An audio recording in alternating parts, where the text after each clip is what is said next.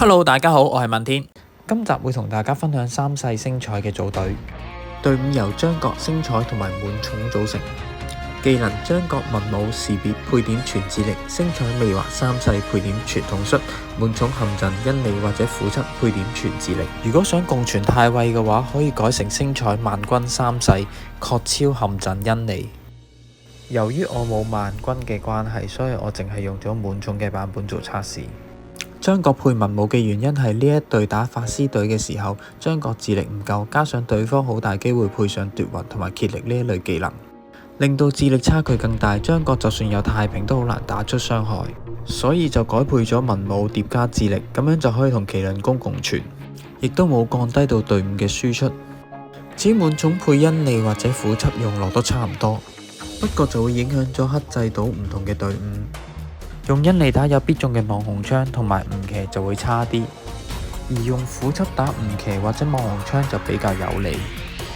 但係用輔側對住 SP 馬超嘅看破就等於打少一招技，就會比較劣勢。用因利反而會好一啲。目前個人覺得呢一隊實力都尚可以，如果大家抽到星彩想試下玩唔同隊伍共存嘅話，都可以試下呢一隊。咁喺最後有戰報俾大家參考返。